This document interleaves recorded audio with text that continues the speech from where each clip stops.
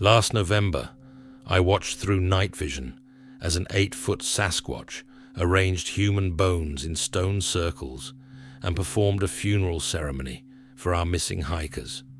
The government's been hiding this since 1972. These creatures aren't monsters. They're honoring the fallen. My GPS showed a canyon that official maps claim didn't exist. I'd been following elk through the Cascade Mountains when I noticed it. Narrow drainage cutting between two ridgelines. Pulled out my 2015 USGS map. Nothing. My 1982 map showed it clearly. Somewhere between then and now, someone erased this place. The entrance was barely visible behind rockfall and overgrown cedar. I pushed through. The silence hit like physical pressure against my eardrums. No birds, no squirrels, nothing. In 47 years working these mountains, I know what silence means. This was avoidance, instinctive fear. The temperature dropped 15 degrees inside. It was 38 in the morning in my truck. Here, maybe 23. Dense fog hung motionless between trees.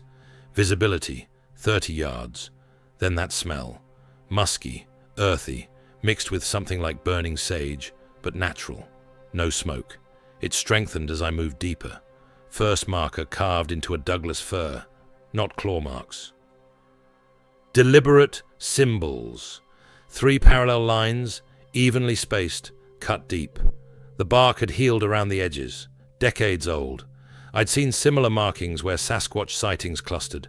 100 yards deeper, the canyon opened. 50 feet across. Stone circles, 7 of them. Geometric precision. Inside, bones. Not scattered like predator remains. Placed, arranged with intention. Skulls facing east. Long bones parallel. Smaller bones in separate piles. Some were animals. Elk femurs, deer skulls. Others weren't. Wrong proportions. Too large. I photographed everything. Hands shaking. River stones. Smooth and rounded. No creek here anymore. Someone had carried these from elsewhere. Arranged them with care. Tree branches woven into archways over some circles. Shaped while green, left to harden. As I photographed the third circle, movement caught my eye. Something large beyond the fog line, between 2 cedars, standing motionless, watching me. Every instinct screamed, not alone. I backed slowly toward the entrance, eyes on that shadow. It didn't move, just observed. I made it back to my truck before I stopped moving. That night, the arranged bones kept playing in my mind. I've found Sasquatch feeding sites before. Scattered bones, consumed meat, typical chaos. This broke every pattern. I pulled out field notes, page after page of normal behavior. Nothing mentioned arranged remains. Either I'd missed something massive for half a century, or these creatures were showing me something they'd never shown anyone. I spread missing persons files across the table. 23 hikers have vanished in this region since 1971. All experienced, all late summer or early fall, all within 5 miles of that canyon. Red. Pins formed a circle on my map. Center, the erased canyon. Robert Kellerman, 1971. Experienced mountaineer. Last seen heading to the Silent Valley. 3-week search. 70 volunteers. Nothing. David Kowalski, 1994. Backcountry ranger. One of our own. Disappeared on his day off. I remembered that search. Remember the redirect orders. Sarah Chen, 1983. Wilderness photographer. Her camera was found 3 months later. 2 photos survived. First showed a massive figure carrying something. The second showed stone circles. The same clearing I'd just found. 20 more families told their loved ones probably fell or got lost. I called Marcus Webb, retired wildlife biologist. We met at the canyon entrance on December 15th. Marcus noticed immediately. No animal sounds. Something's very wrong here. The stone circles appeared through fog. Marcus stopped walking. "These are arranged," he said. "Look at the spacing. Geometric. This is a ritual." He examined bones. "Dave, some of these are human. That's a human femur, pelvic bone, skull fragment, no question.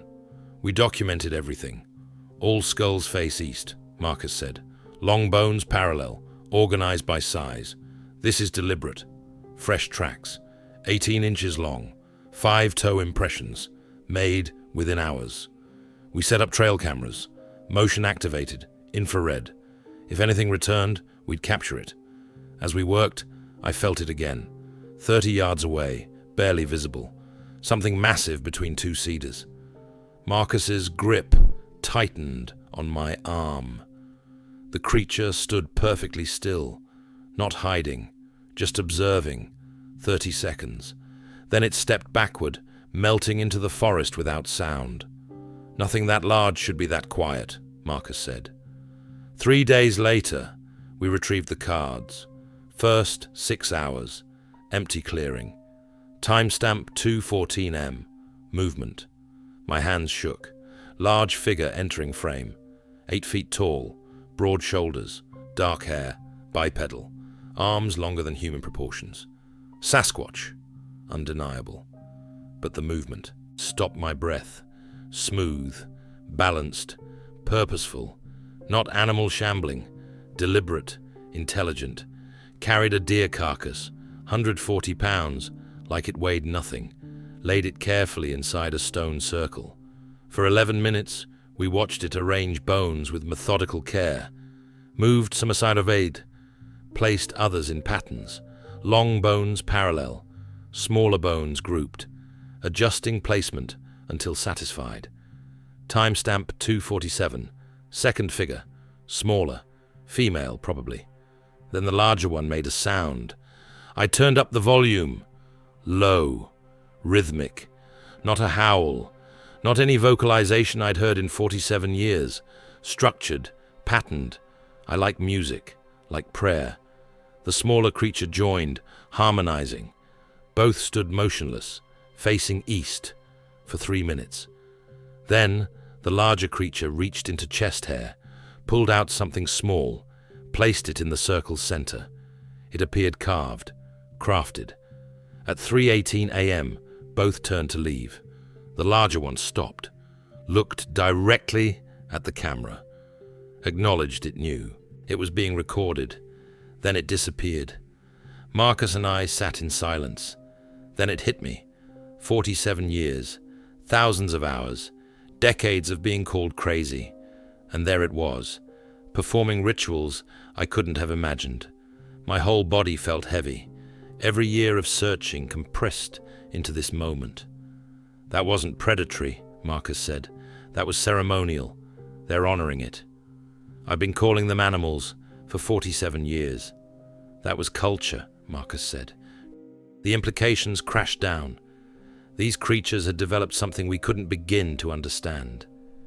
If you want to follow this investigation deeper, and what I uncovered next makes the ritual footage look like the beginning, hit that subscribe button, because the conspiracy goes further than I imagined. Marcus had connections at a university forensics lab. His colleague agreed to off-record analysis. A week later, the results came back. 3 different people, all young, mid-20s to early 40s. Some had been there 8 years, others are 45. 45 years. Someone's bones since 1979, arranged by creatures we didn't acknowledge existed, while their family wondered what happened. But the anthropologist noted something unusual. Protective treatment. Organic resin coating, probably tree sap, preserving them beyond normal deterioration. Most significant, tool marks, not animal teeth, deliberate cutting, methodical tissue removal, done carefully. The conclusion made me read it twice. These bones were cleaned, treated, and placed with intention. Whatever entity is responsible wasn't consuming these individuals. This appears to be funerary practice. This suggests reverence, not predation. Reverence. For 47 years, I'd documented these creatures as wildlife, still predators, still animals on survival instinct. But you can't instinct your way into reverence. They weren't responsible for the hikers passing. They were finding bodies, people who'd fallen, succumbed to exposure, and performing burial rites, honoring the human fallen. These weren't animals. These were people with moral codes, cultural traditions, spiritual beliefs. I pulled dental records. One fragment matched. David Kowalski, the ranger who disappeared in 1994, last seen 4.3 miles from the canyon. They'd been honoring him for 30 years. If those creatures weren't responsible for the hikers passing, something else was. I returned to the canyon alone in January. I approached from the northwest. The topography became clear. Cold air pooled in low elevation. At my truck, 32 degrees. Inside, 19 degrees. Temperature inversion. Dense fog, lingering regardless of sun. Visibility, 20 yards. Conditions that disorient experienced hikers make navigation impossible. The northwest wall was unstable. Recent rockfall. I found old climbing gear embedded in fallen rock. 1980s era carabiner. Rope fragment. Someone had climbed. Someone had fallen. Then I saw it. The cliff edge, concealed by vegetation and fog.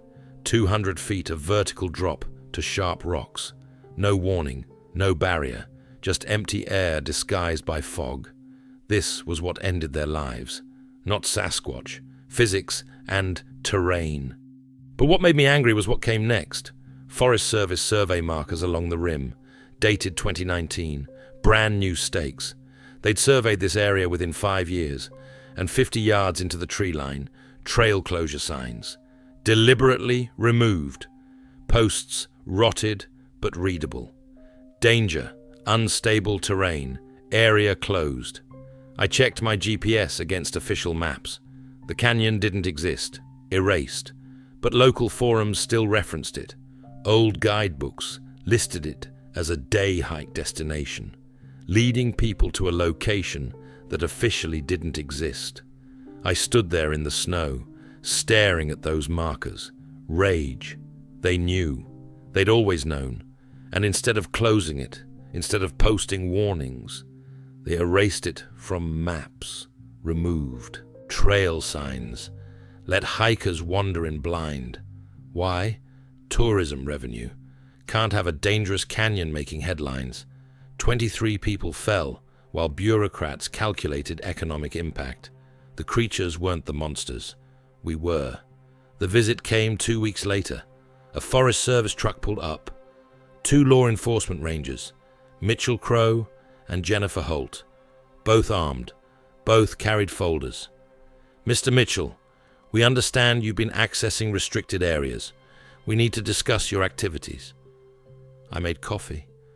I didn't drink. Listened to their speech about dangerous terrain, fatalities. Experienced people, Crow said, setting down untouched coffee. People who thought they knew what they were doing. We'd hate for you to become another statistic. His eyes held mine. The threat was clear. Holt opened a folder. Photographs of my truck at the canyon entrance. Time-stamped. This is a courtesy visit, she said. Next time might be different. Crow handed me a letter. Cease and desist. The firm Canyon's coordinates. Federal trespassing charges. $10,000 fine. After they left, I stood in my driveway. Something felt wrong. They'd known about every canyon visit. Known too much. I slid under the truck. Ran my hands along the undercarriage. Found it on the rear axle. Magnetic mount. Professional grade. Federal equipment. They'd been tracking every movement for months. I pulled it off. Heavy. Government property. 47 years ago, I worked for the Forest Service. And this was the repayment. Surveillance, intimidation, threats.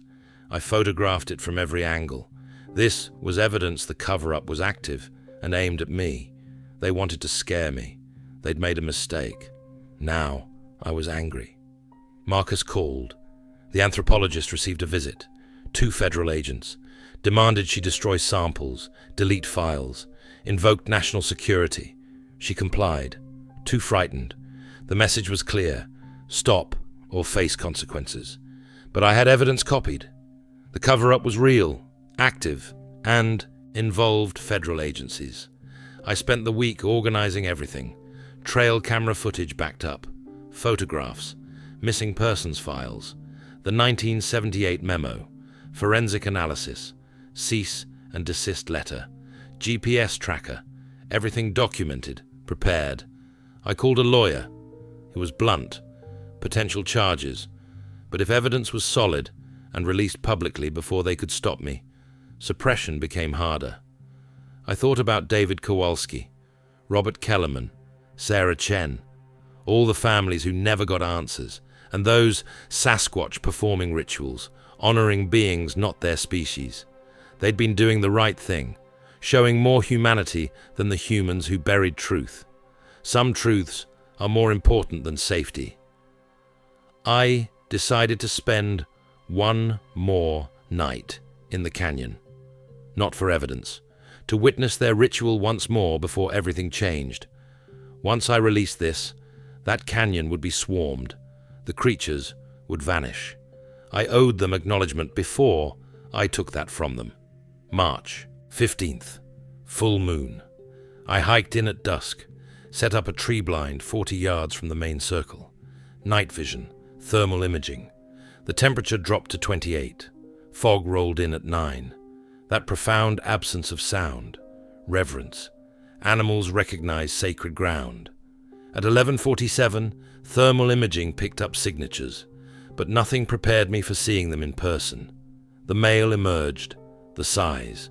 The trail camera hadn't captured the true scale. 8 feet tall, but it was the presence. The ground vibrated with each step. He carried a deer wrapped in bark, moved with reverent steps. 20 yards away, I could smell him. Earthy, musky, like forest floor and cedar. He knelt. I could see his face clearly. Heavy brow, but the eyes, consciousness, thought, emotion.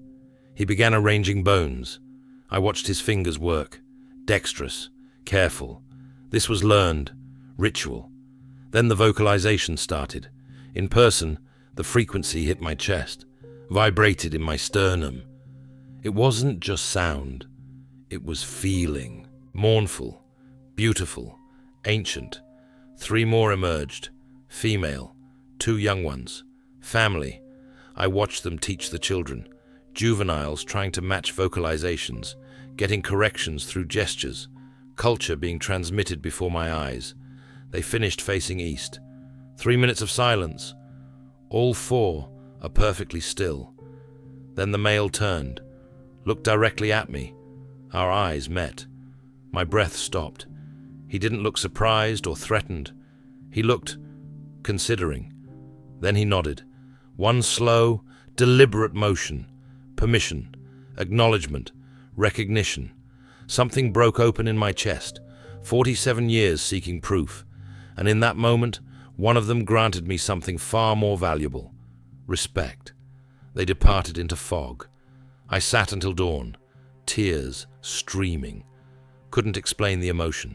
Gratitude, awe, humility at being granted access to something so profound. That nod carried meaning. Communication between species. Recognition of shared intelligence. Perhaps permission to share what I'd learned. Marcus's FOIA contact sent a document with one line. This shouldn't exist. Delete after reading. I opened it at 11 p.m. Read the first line. I had to pace before I could continue. Forest Service internal memo, 1972, partially redacted. Subject, Management Protocol, Unidentified Hominid Species, Cascade Wilderness Regions. They knew.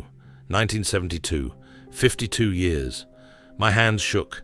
The document acknowledged recurring credible sightings of bipedal primate-like entities, behavior patterns suggesting high intelligence. Recommended observation only. Zero public disclosure. Reasoning: tourism revenue projections indicate disclosure could result in $4 to $8 million annual regional economic impact. $4 to $8 million. That's what 23 lives were worth. Protocols: investigate quietly, discourage publicity, reroute trails away from territories, including the canyon, suppress media coverage. Then I got to the section that made my stomach drop. Entity Preservation Protocol. I read it 3 times. In the event remains of unidentified hominids are discovered, protocol requires immediate secure retrieval, classification as wildlife research specimen, transfer to federal facility, location redacted. They had bodies, somewhere in federal storage, classified as wildlife specimens. How many had they found? How many had they hidden? 52 years of potentially finding remains and making them disappear. 52 years of families never knowing. Authorization signatures. 3 Forest Service regional directors. 1 Department of Interior deputy secretary. This went to the top. I couldn't stop watching the footage. The male teaching juveniles. The careful arrangement. I pulled out every anthropology book I owned. Read until 3 a.m. Where does intelligence end and consciousness begin? Tool use. Intelligence. Problem solving. Intelligence. But creating art, developing rituals, teaching abstract concepts, contemplating mortality, that's not intelligence. That's patience. I called someone who studies primates. She asked to remain anonymous. Her institution wouldn't approve, but reviewed my footage for hours. This behavior is unprecedented. Elephants show grief. Cetaceans mourn.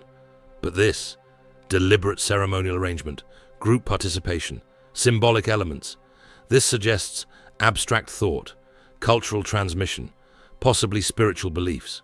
She explained, burial rituals require theory of mind, understanding loss, cultural learning, young taught by elders, symbolic thinking, arrangements carry meaning, moral framework, respecting fallen transcends survival. These creatures weren't just intelligent, they were sapient, self-aware, conscious of mortality. The Sasquatch who nodded wasn't an animal acknowledging humans. It was one person acknowledging another. If this goes public, she said, it won't just be scientific revelation. Where do they fit legally? Are they citizens? Can scientists study them? Or is that experimenting on sapient beings without consent? Can they be arrested? Do they have religious freedom? You saw spiritual rituals. Can the government restrict access to their sacred sites? Every question cascades. The government knows how to answer any acknowledged existence. So they've chosen silence for 50 years. This wasn't about protecting tourism. This was about protecting the legal system from questions it couldn't answer. They're not animals. They're not property. They're not specimens. They're people. Different from us, but people. Understanding what they are made my choice clear. Going public required strategy. I couldn't just post on social media. Too easy to dismiss. I needed simultaneous release. I built a website using anonymous hosting. Uploaded everything. Footage, recordings, photographs, documents, missing persons list, forensic analysis, compiled press package, sent simultaneously to major networks, papers, cryptozoology organizations, wildlife groups, environmental advocates, dozens of recipients, one omission, exact coordinates, general location only, Northern Cascades, within 10 miles of Mount Jefferson. I wasn't leading trophy hunters to their sacred ground. Hit send April 2nd, 8:15 a.m. By noon, my phone stopped working. Too many calls. System overloaded. By 2 p.m., the first news story went live.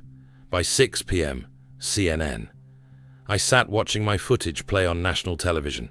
47 years compressed into a 3-minute segment with a skeptical anchor. Email, 8:47 unread. Website crashed. Neighbors parked outside with cameras. I unplugged everything, sat in the dark, listening to cars arrive and leave. This was irreversible. I'd put it there.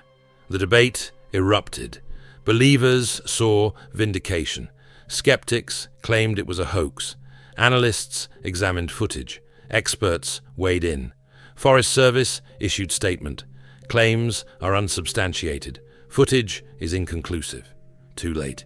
Independent analysts confirmed no digital manipulation. Biologists stated behavior consistent with advanced intelligence. Other witnesses came forward. Most significantly, families demanded answers. Sarah Chen's brother gave an emotional interview. Robert Kellerman's daughter demanded investigation into redirected searches.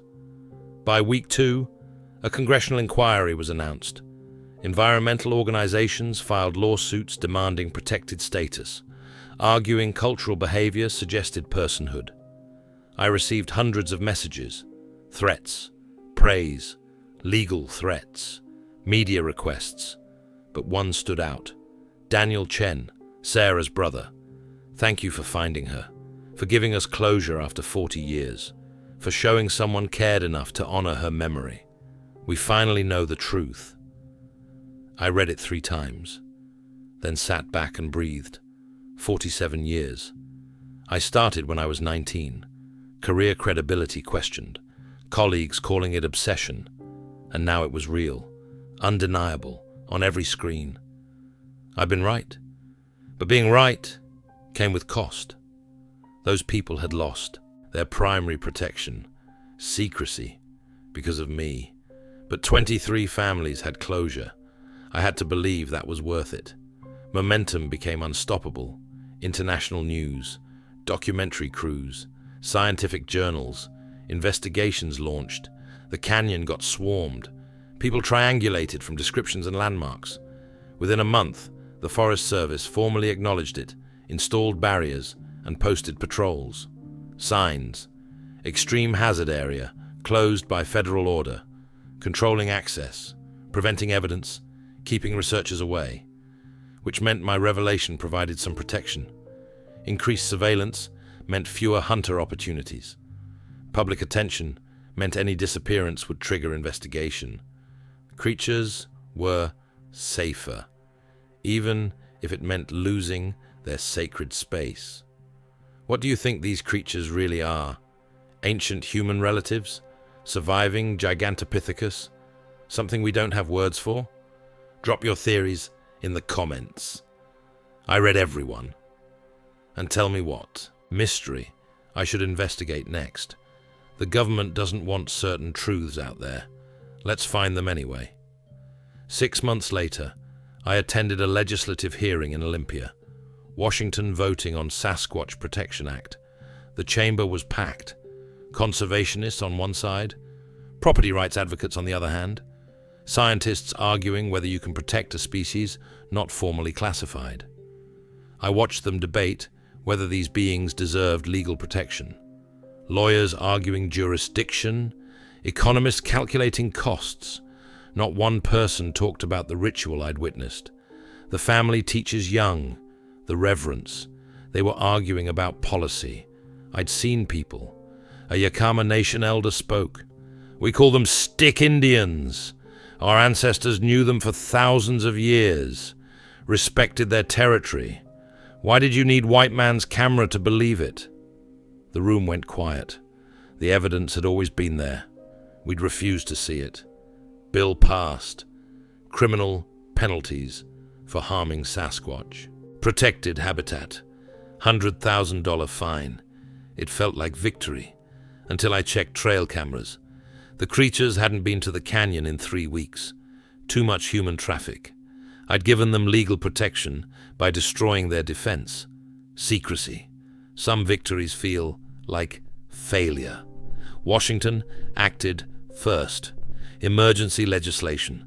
Oregon and California followed. The federal government created a cryptic task force, committed funding to population study and habitat protection. But resistance came. Property rights advocates are angry. Legislators arguing economic impact. Conservation groups began purchasing land, creating protected corridors. Current estimates, 2,000 to 4,000 Sasquatch remaining. Nobody knew, and that uncertainty provided protection. I checked cameras 3 weeks after going public. Empty. They hadn't returned. I'd given them legal protection by taking their only shield, secrecy.